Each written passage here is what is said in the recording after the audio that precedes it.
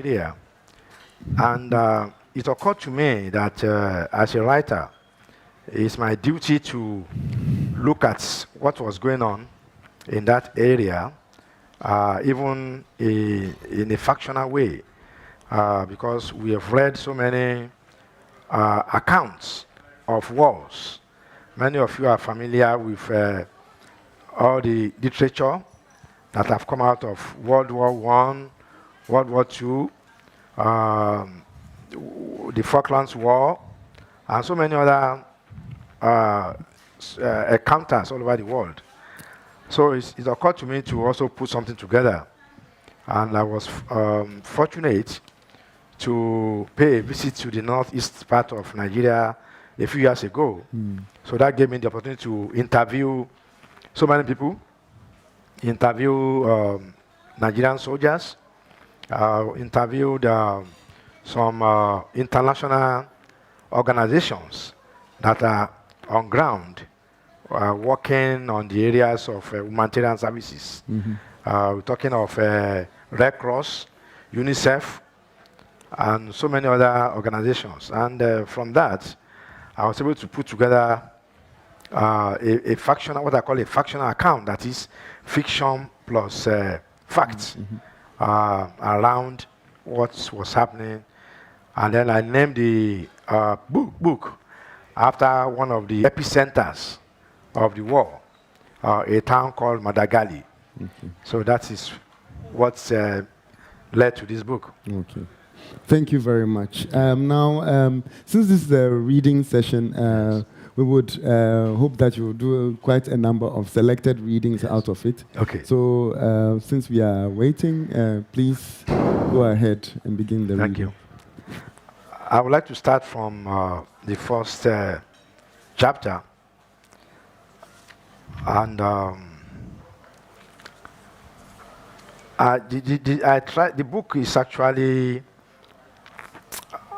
from the point of view of a young Nigerian graduate who joined the army because he wanted to contribute to the war against these insurgents.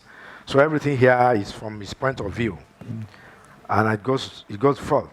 The bullet that fell me that foggy afternoon on the Madagali front was a .5 caliber. We are lucky to be alive, the army surgeon, a springy fellow in a white bloody overall, said as he finally finished strapping my right buttock where the bullet had lodged. The bullet only missed a major blood vessel and your hip bone by inches.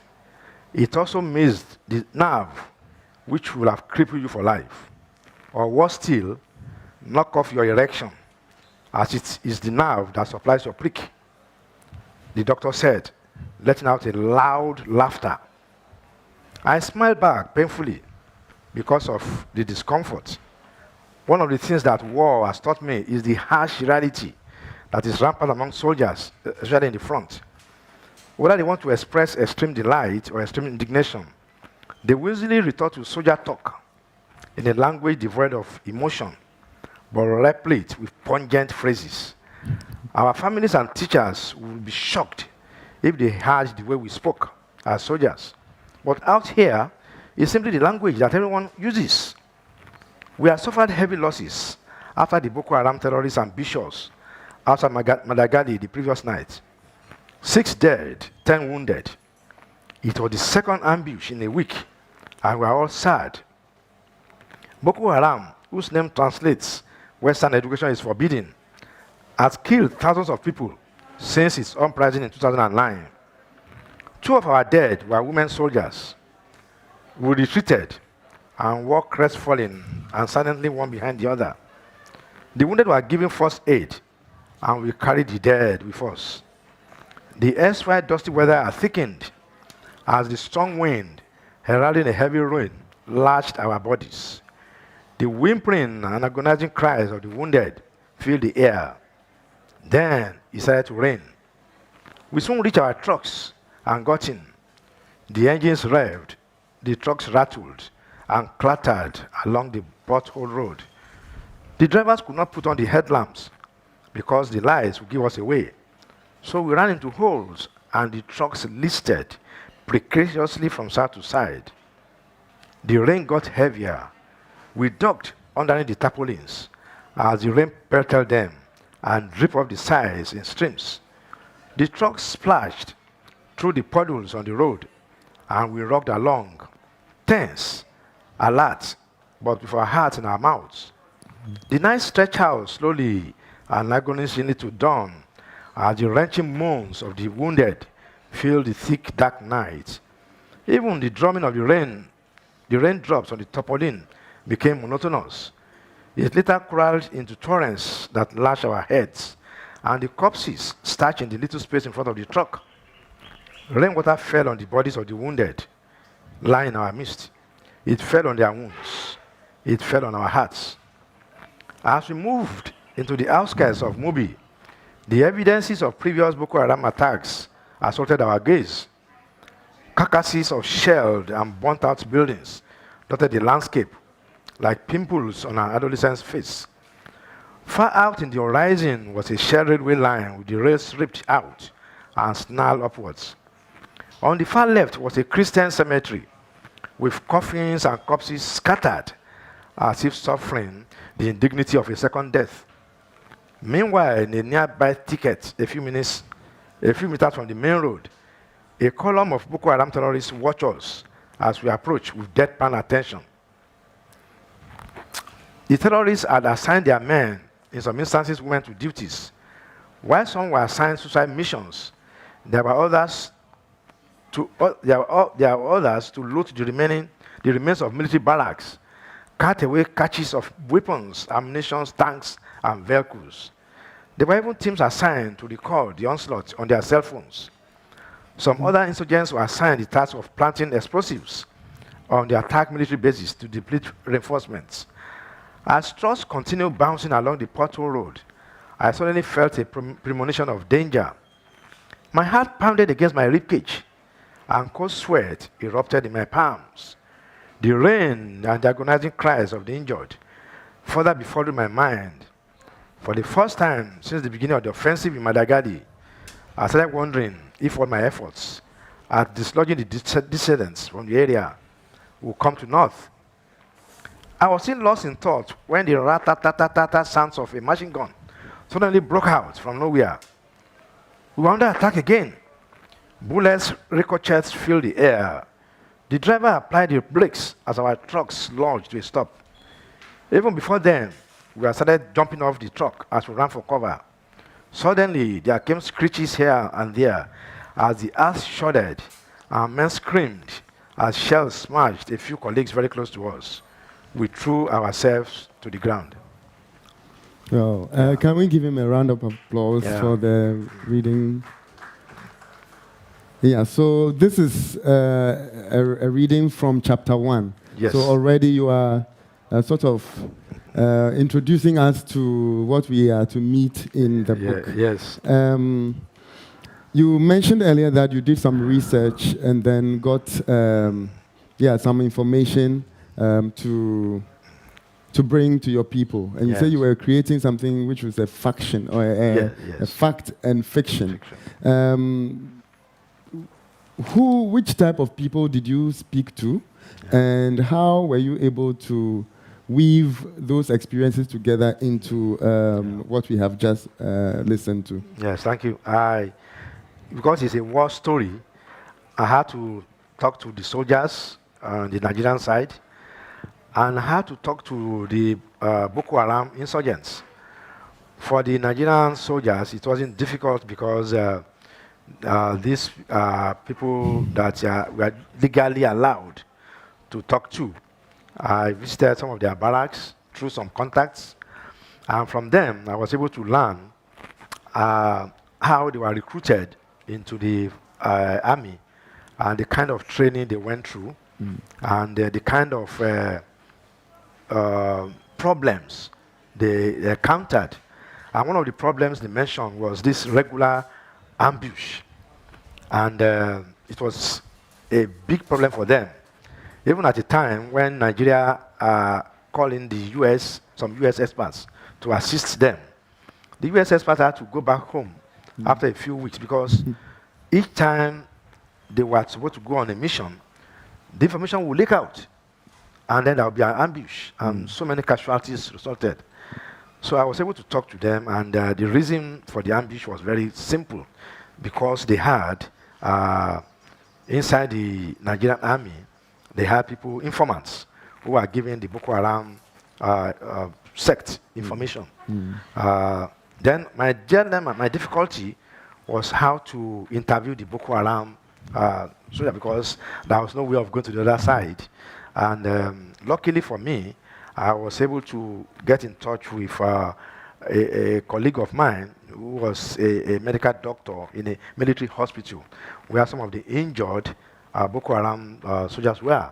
So I was able to interview some of them to know why, and many of them confessed that the main reason for being enlisted was for economic reasons. It wasn't as if they were religious in any way. Yeah. They didn't believe, but some of them said they don't believe in all this religious nonsense.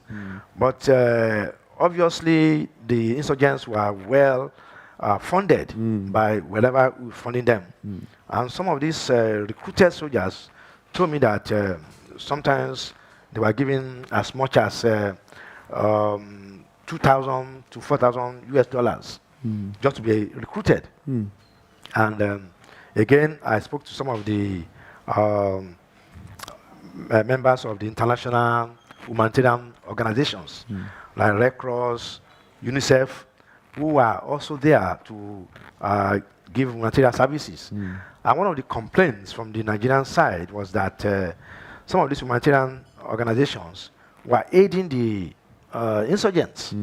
So when I spoke with the humanitarian organizers, their own point of view was that as humanitarian organizations, their duty was to preserve life, whether it's from the soldiers or from the insurgents. So they didn't see anything wrong in passing food and stuff to the other side. But they said, contrary to the accusation, that they don't give them ammunitions, only food, clothing, just to make sure they are alive. But it got to a point that on more than 3 occasions, some of the humanitarian organizations were ordered out of the country by the government of Nigeria because they thought they were helping to prolong the war by giving. So these are some of the things people I spoke to, and it was difficult. Then I also had to visit that area. That was something that was very difficult because it was very risky. But for you to get real information and write what people can call a real faction, one has to go there. So these are some of the things I did. Okay. You mentioned that you spoke to, so therefore it's, you spoke to soldiers from the Nigerian army. Yes. You managed to find a way of speaking to the insurgents. You also were able to speak to the international community or the humanitarian community. Yes. Did you, by any chance, also speak to the victims, the civilians who fell in the middle of the crossfire? Yeah, that's actually very interesting because one of my friends, who is a professor in one of the universities in the northern part of Nigeria, his village was in the epicenter of the war, and that is the name of the town, Madagali. He told me that the insurgents took over his house because his house was the most beautiful in the village. So when they got to the village, they took over his house and turned it into their headquarters. And the first thing they did was to cut out all his books. All the books he has been laboring for over years, they brought out the books and burnt them like a bonfire. Because as their name connotes, Boko Haram is no to Western education. So the first thing they did was to burn all his books. And according to him, they stayed in that village for about 6 months. And there was a lot of casualties among these villagers because anybody who they suspect to be giving information to the soldiers, sometimes they would just come to the village after suffering a loss. They'd line up all the young men in the village and then shoot them. So he told me all this. how a lot of villagers were just killed, and so that they can put fear into them, so that they will not become informants for these soldiers. And on many occasions, they ran away with the women and girls. Many of them were forcefully married, turned into like first wives to cater for them. And there are a lot of refugees. I visited 2 refugee camps, one in Maiduguri, which is in Borno State. And it was a very unfortunate experience for me. Fortunately for me, it was the time Wale Okediran, the Nobel laureate, was also visiting the refugee camp. So we went together, and we saw a lot of displaced children out of school for months. We saw a lot of women who have been widowed. And the sad part of it was that even those who are supposed to take care of the victims of the war in the camp were taking advantage of them. Some of the soldiers were also forcefully having sexual encounters with the women and girls in the camp. And again, some of the food items that were supplied by the government for the displaced people in the camp, the refugees, were being sold, carted away by the those who in charge of the camps. So it was a very pitiful sight for me, and those are my assistants who went with me. But these are some of the realities of a war which are still happening, not only in Nigeria but all over the world. Because when I was doing some research on this book, I discovered that similar incidents were being replicated in Sudan, in Miami in Asia, and so many other places, and of course recently in Afghanistan. So so Madagali, even though is a story of the insurgency in Nigeria, is an example of what happens anywhere there is war. And that is why I always preach that whatever conflicts that we have anywhere, it's always better for us to settle this through dialogue than through war, because it's a very painful sight to see when there is war anywhere in the world. All right, thank you very much. It's great that you mentioned the issue of dialogue. Yes. So if, for instance, for you even doing research, it is difficult indeed to visit the actual site and also to be able to speak to the 2 warring factions. Then how can the ones that are warring themselves, how do they come to terms with the idea of dialogue? What do you propose? Yeah, you see, the thing I see about insurgency is that if it's based on religious fanaticism, it's usually very difficult because people have been indoctrinated. Some of the prisoners of war that I spoke to from the Boko Haram side, some of them confess that they went through some period of religious indoctrination. And by the end, they were assured, for example, the young ones were assured that even if they die, when they go to heaven, they will give them about 10 virgins who will be taking care of them for life. So they should forget this world where there are no beautiful women enough for them. If they die, they will have beautiful women. And this is kind of the religious indoctrination. Or the war they are fighting is a war for Allah. They are fighting on the behalf of Allah.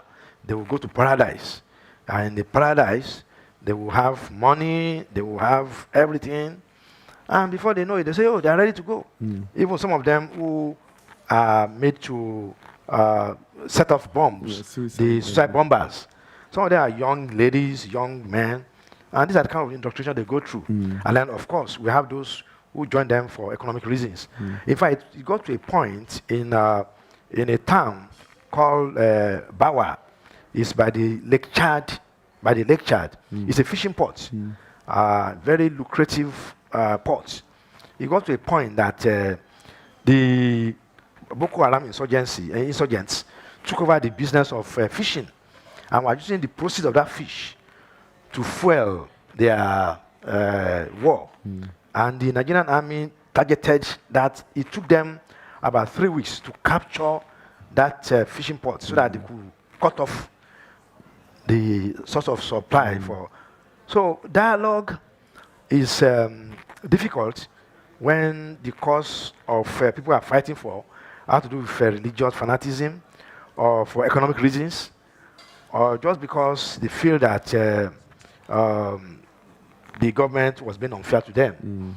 And I was in the Congo Kinshasa, about a few months ago, and I was surprised when I was informed that a similar insurgency was also happening in the northeast of Congo. I've been there for about 20 years now. Yes, on the issues of religious fanaticism, and so it's something that is global in pockets all over the place. And then again, the problem that the Nigerian army had was because some of their soldiers were also religious fanatics. So they were emotionally supporting Boko Haram insurgents. And that's why I said the incidence of ambush was very, very common. So before an operation is on field, the information will have been leaked to the insurgents, and then they will now ambush them. So these are some of the things that, and then like I mentioned too, the international community, I think the international humanitarian organizations should review their policy of saying our duty is to save life, whether they are enemies or they are government forces.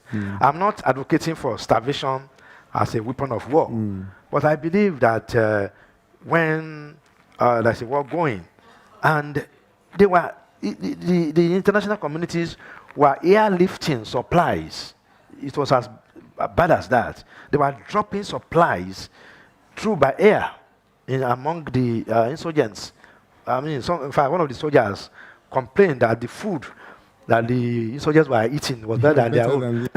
Because, and you start wondering why this. Well, they said, well, because when I interviewed them, they said, look, you are a doctor. You know that it's not good to starve anybody.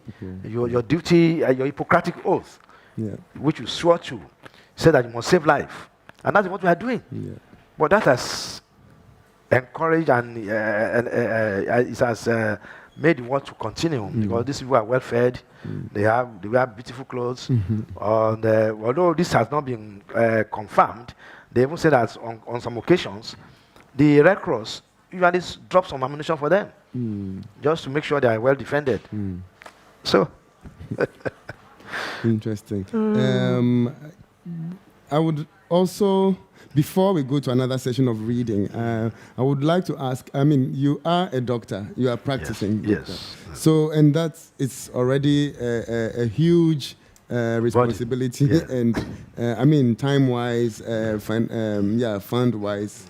How do you find time to go out of your way to do this type of research and then sit down and write something that you are calling faction, which is fiction that is bringing fact also together? Yes. Well, actually, I will say that my original passion as a student, my secondary school days, was literature and writing.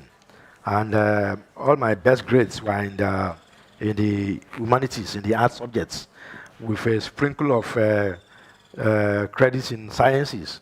But my old man just said, well, and I told him, I wanted to be a writer. And he said, look, all the writers I know, they are either mad people or poor people, they are neither here nor there. Why don't you do something more decent? And so he nudged me into reading medicine. Yeah, so, well, I went to medical school. I enjoyed medical school. I finished in good colors. And I started practicing. But, you know, when you have a passion, and then gradually I found myself going back to my original passion. Gradually, I moved back into writing. And Well, I've not practiced medicine for about 2 years now. Oh, 2 years. So I'm even here in Accra as a writer. I'm the Secretary General of the Pan-African Writers Association.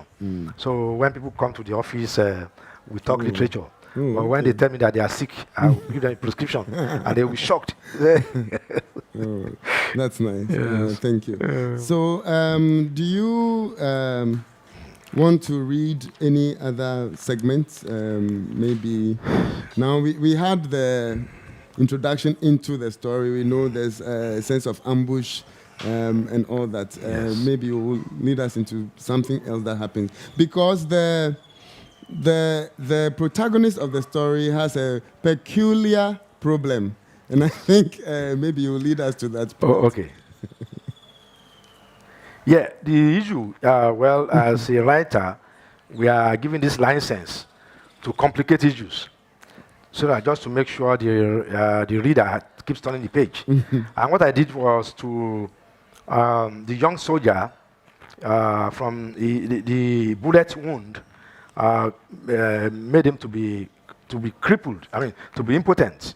It affected his nerve, the nerve supply to his genitals. So he had this problem of having a relationship, not relationship.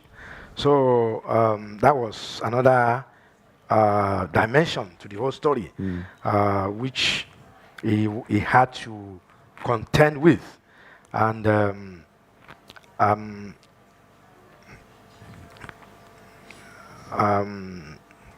I want to see where I mentioned this, and to also let us know that war is not a very good thing, particularly the casualties are the young people. According to general belief, that politicians start a war, but it's the young people that fight it. Yeah.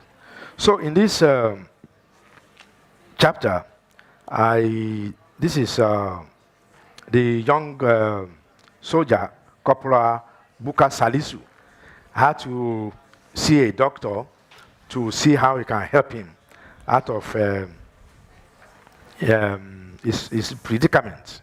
And with the doctor, he was discussing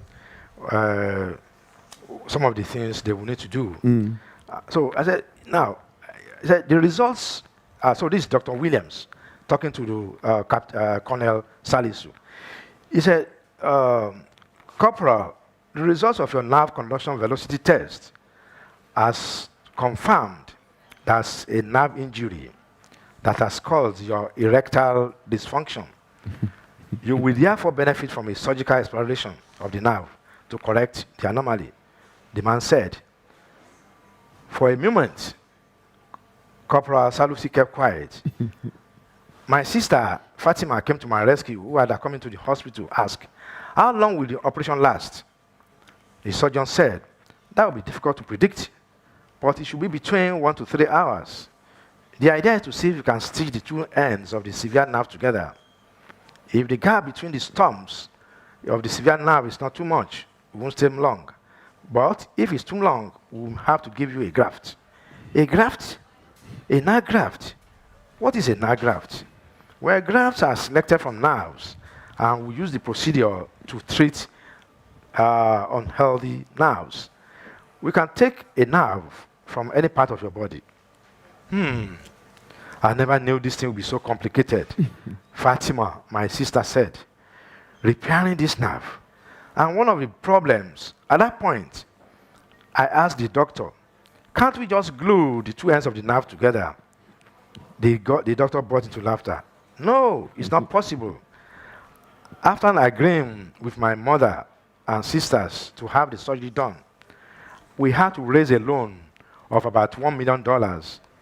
Since I did not want to broadcast my problem to other people, I asked one of my relatives to raise the money. He was a businessman from the fish business, and he gave out the money. With the matter of the money secured, I went to see my commander for a 3-week compassionate leave.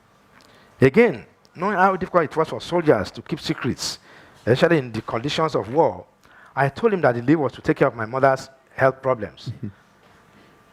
Then he said, he approved my leave.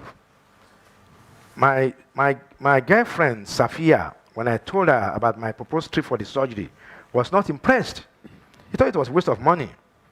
All the money made from fishing business would be wasted for nothing. I was shocked at what you said. But what do you want me to do? What is the alternative? Then he said, I know a very powerful malam who can assist you. His treatment is better than a doctor's business. The man is very good. He's one of the ones that prepare charms for the Boko Haram boys. He's very powerful. He made a lot of charms that can make the Boko Haram bullet and bomb proof.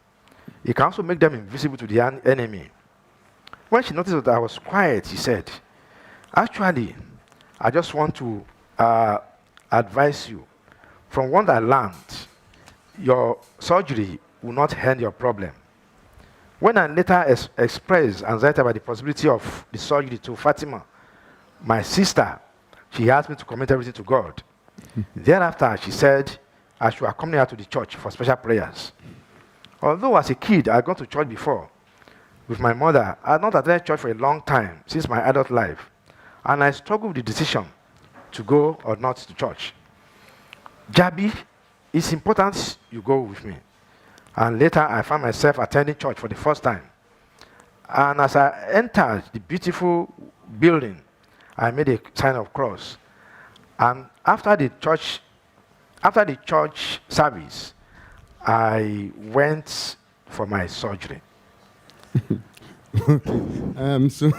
we have a round of applause for him? So if we have been following the story so far, there's a soldier in the army, in the Nigerian army, fighting Boko Haram, but an injury has caused him to develop a very serious problem for which he needs help.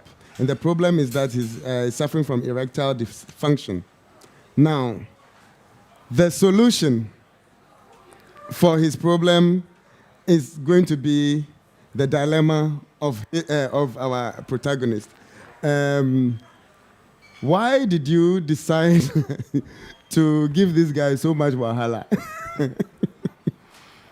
Yes, I think it's a wicked writer's habit of complicating things. I know after my medical school training, I attended a writing school in the UK. I remember one of the things we were taught was that when you are writing, you keep amassing tension. It's like you're taking somebody up a tree, and then you now start cutting the branches so that it won't get down. So increase the tension, and you're getting your reader on an edge, and then before you now find a solution to it. Mm-hmm. So that was why I said, well, what else can I do to make this, move this story along? Mm. I've spoken about the war. I've spoken about ambushes. Mm-hmm. I've described graphically how many people were killed.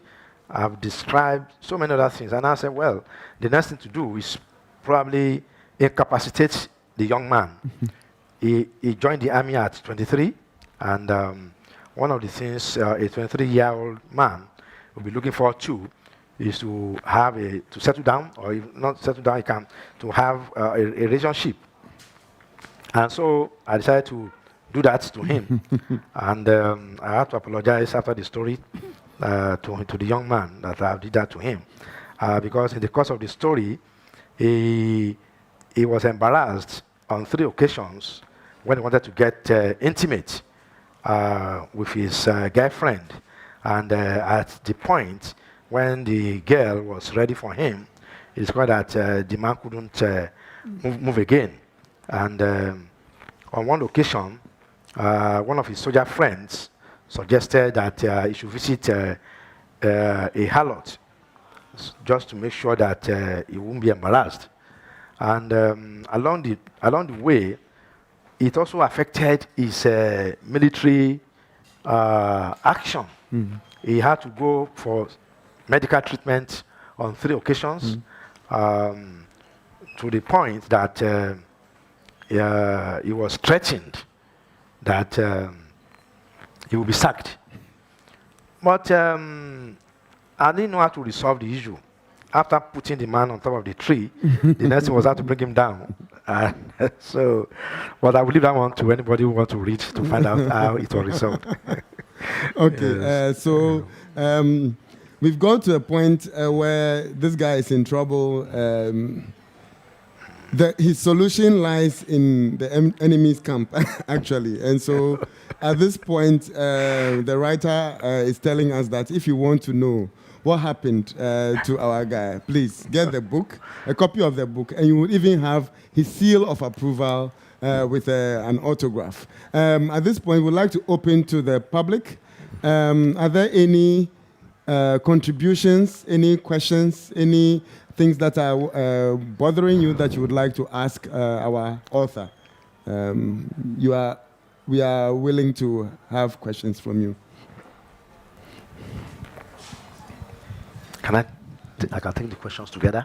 Okay, yes. I think we'll have a few questions, and then he would answer them in bulk.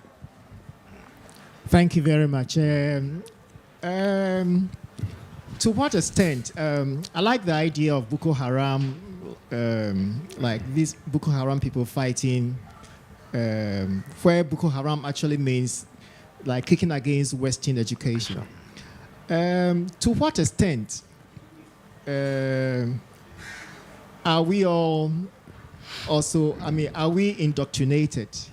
And what are the forces fighting against our indoctrination?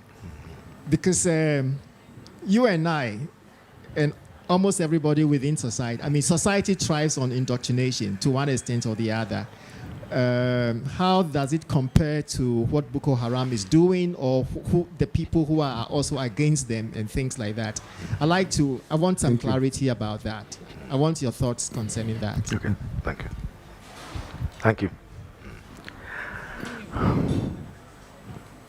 So that's one. Another question?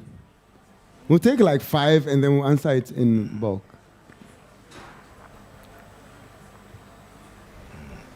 It also doesn't have to be a question. It can be a contribution. Yeah, there's somebody at the back. Did you? Oh, not okay. Okay. Then if there's no other question, we can respond. Thank you. Well, yes, your question is a very difficult one. Let me just confess.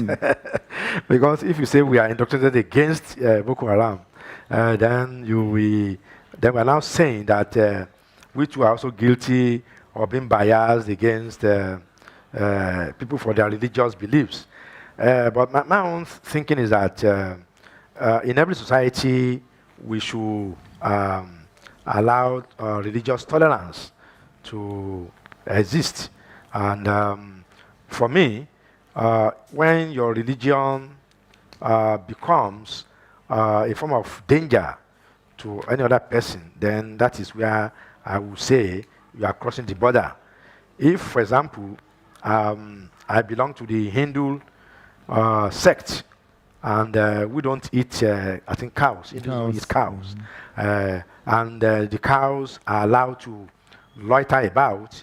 And in a market or in front of my house, my neighbor who is Hindu allows his cow, who he claims to be his god, to come and eat my vegetable. And maybe out of annoyance, I injure the cow.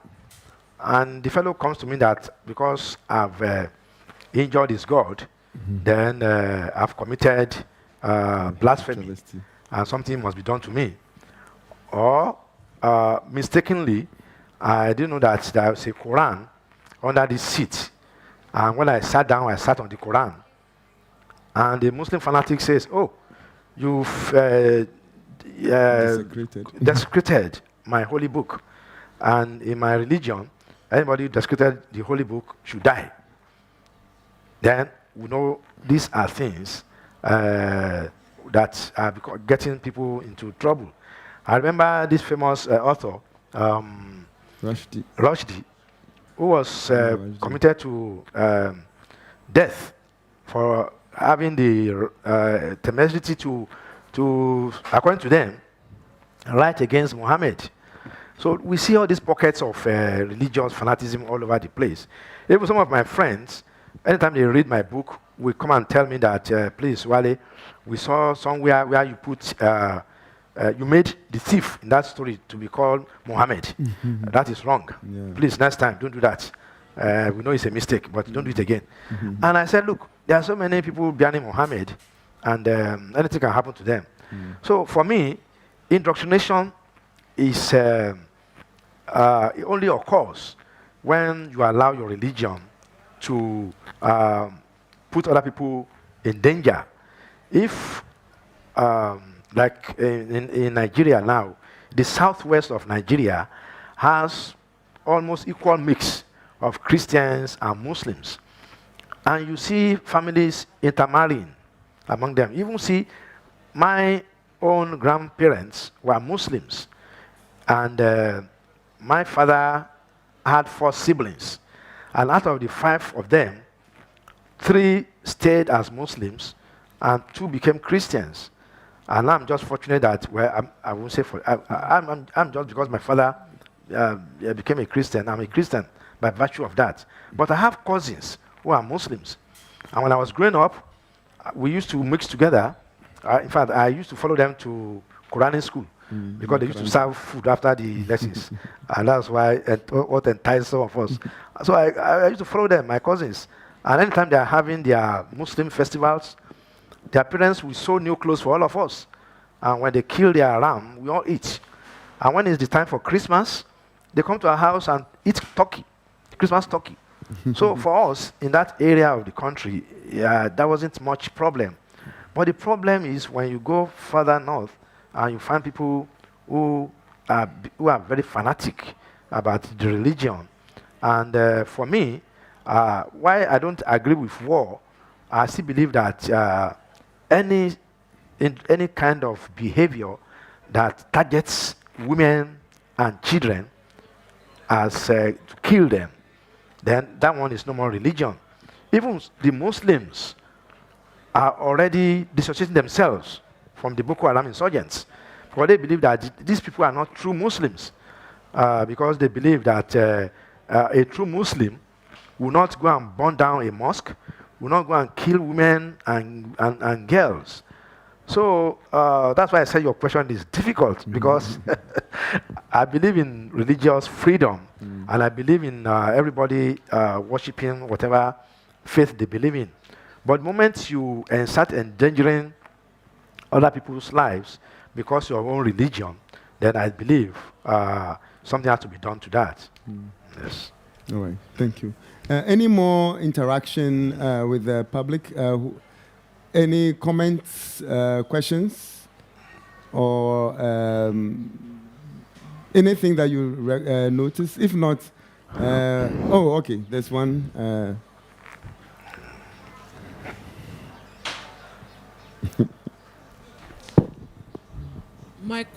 My question is not about the book you just read. Okay. But I'm a filmmaker, and I want to ask about your collaboration with Kunle Afolanyi. I know his work. I know how good he is. I missed the title of the book that's been adapted. Tenants of the House. Tenants of the House, okay. But I just want to find out how the process of this collaboration happened, because one of our demons is being able to collaborate with our own writers to make films from some of the great novels that we have. It's still a challenge. So, and I know that he's recently also adapted Sefiate's Swallow. Yeah, so Swallow. I just want to know how you went about it. Thank you. And whether how it started, it has ended well. Thank you. Thank you. If not because we are here, I will call you a witch. Because just last night, I said I have to put my experience of adapting my book to film into a small write-up. And I titled it From Book to Film, The Agonies and the Ecstasies. Yes, it's a big challenge. turning book into film. My own experience, I would say, has been both good and sometimes very scary. I didn't set out to convert my book to a novel. After the book won the Shoyinka Award, I had a friend who is an Irish filmmaker who was visiting Nigeria, and he saw the book. He said, "Oh, Wale, this book will be good to make into a movie." And he started the process of. I didn't even know that you first of all have to write the book into a script form, because, like he said, you cannot use a whole book. Somebody has to bring out those aspects that will be visual. So he started the process. Unfortunately, he had to go back to Ireland, and he couldn't continue. And on the advice of somebody, I approached, at that time, just like Ghana is doing now, a fund was put in place to assist young filmmakers, and it was put under a bank, the Bank of Industry. They call it National Bank of Industry.